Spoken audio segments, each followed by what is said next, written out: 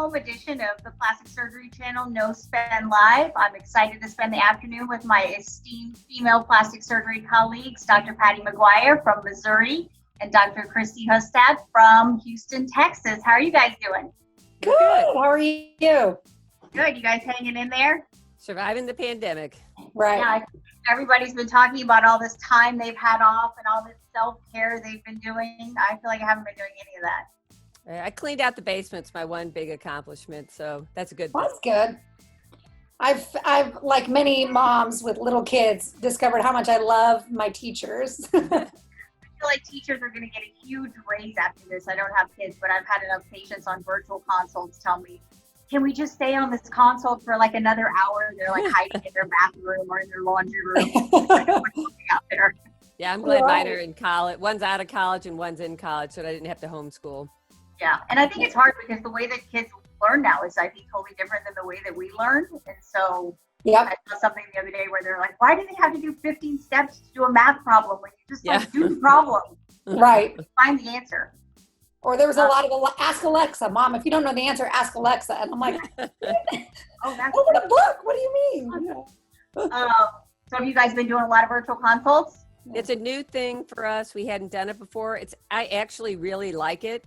I think because we have the patients send us photos ahead of time.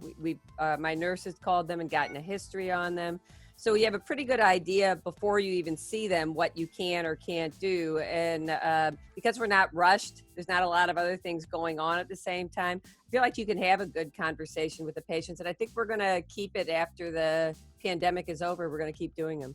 Yeah, no, we've started to do them as well. And I do think patients appreciate it. I mean, particularly your young ones, and then you can kind of get a good sense if it's even a good fit beforehand. It kind of weeds out some of the ones that maybe it's a mutual kind of waste of time, unrealistic expectations or not quite a good candidate. I think they appreciate that they didn't have to drive all the way in, even for you to tell them bad news potentially. Right. And I think also for the follow-ups, I was on a Real Self one of these yesterday, and I think that sometimes we see patients way more than we need to. And I think sometimes a lot of those follow-ups are for ourselves. And I think this has really shown patients, you can really do a great follow-up, especially if they're not having a problem, virtually, and they don't have to deal with the traffic. I don't know how it is where you are, Patty, but Houston traffic, Austin traffic, it's a nightmare. The parking deck, getting to the office, all of that is hassle. If they're doing fine and you can examine, can't examine them, but you can see them, look at the car really closely if they have a, camera with high definition. I mean, it's just as good as being live. Yeah, I said, we were just talking about that, my partner and I this morning, that one of the things we're going to do is limit the number of post-op visits. Because like you said, I always say, I like to see you so I can admire my results. But it's a lot of time, it's a 5-minute, everything's great, you look good. See you later. And I think 20 minutes to get there. Right. Why did I? 5 minutes. So that's going to be the new normal. We still have a stay-at-home order in St. Louis until May 4th. And that's when we will look into starting to ramp up again. We're still going to do it one patient at a time. We're going to have the patients, we're going to tell the patients to stay in their car in our parking garage, text us. We will text them when the room is ready. When they come in, get to the door, we're going to take their temperature. We're going to have them use hand sanitizer, ask them if they're feeling well, and then bring them back. So we'll probably start doing injections and probably just upper face. We're not going to do lips or fillers yet until, even though we're not an area that's been horribly affected by the virus yet, we're still going to take a lot of the recommended precautions. Yeah, same thing. I mean, there's, both of us are in Texas, so there's a lot of hot debate about this right now. I mean, in the end, I think if you think of elective things, this is really purely elective. And so our stay-at-home order is until April 30th. So we're not even considering it until May 1st. I know some are starting it soon. Really, the order says till May 8th. So we're probably going to fall into that zone. I mean, we'll see, over the next couple of weeks. Everything changes so dynamic. I'm just getting used to everything being so flexible because you say, oh no, absolutely not. And then the next day it's yeah, you can. So literally the other day, we had the call with our staff, 20 people were on the Zoom call. We're like, guys, we cannot do this until X day. And then the letter comes out and they're like, they changed their mind. The governor of the TMB said this. And so then we had to send a text out on WhatsApp saying, sorry guys, we know we just told you an hour ago, but now it's this. Right. And so, And I know if we're frustrated, I'm sure patients are frustrated too. Yeah. so, like, The best patients part have of been great. something else, and so they're like, we don't understand. So and so's doing Botox, and it's like, so and so's gonna like, do drive-by Botox, like a drive-through. Like, it doesn't mean it's a good idea, and just because it's legal doesn't mean it's safe. I will say though, I have been really pleasantly surprised how much patients really appreciate the safety factor. Right. At first I thought, oh my goodness, this is an overkill, but I've had more people say, thank you so much for wearing your mask. Thank you for wearing your gloves. Thank you for washing your hands in front of me. Those small things that we're doing, they're noticing it, I think, and appreciate it. And so that kind of caught me off guard a little bit. And I think that like attracts like. Like, I feel like our patients are attracted to us because of what we offer, and I think the patients that maybe aren't as concerned about safety and that are more attracted to price or whatever might be more attracted to those practices that are willing to cut corners and not be as safe and not be as cautious. Because the fact of the matter is, like, we just don't know. Like, this is uncharted territory. So I think that we have to err on the side of being safer.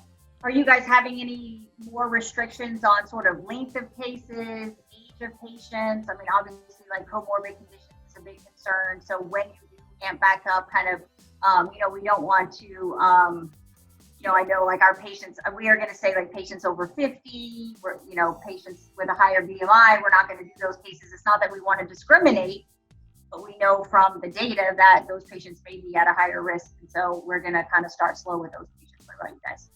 Yeah, we're going to start with not doing complicated cases, not multiple procedures at one time.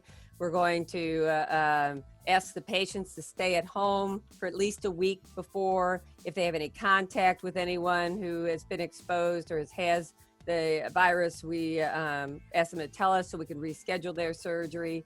We will take their temperature the morning of surgery.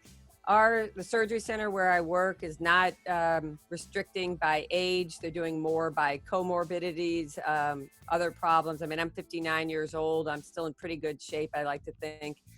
So 30, Pat. Yeah, so we're taking precautions on the patients. We're actually alternating the rooms. We're not going to use a room followed by the same room. Like the surgery center where I work has 6 operating rooms. So they will alternate rooms so they have time to really clean ahead of time. And we're going to ask our patients to be patient. There may be longer waiting times.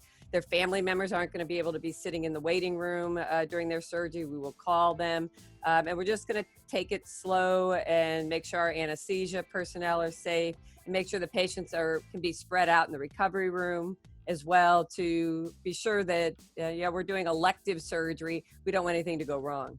Yeah, I think the one new thing that we're doing, and what really scares me, is the relative immunosuppression of surgery and contracting the virus after surgery. And so the one new thing that we've added is isolation for week after. So that's a good idea.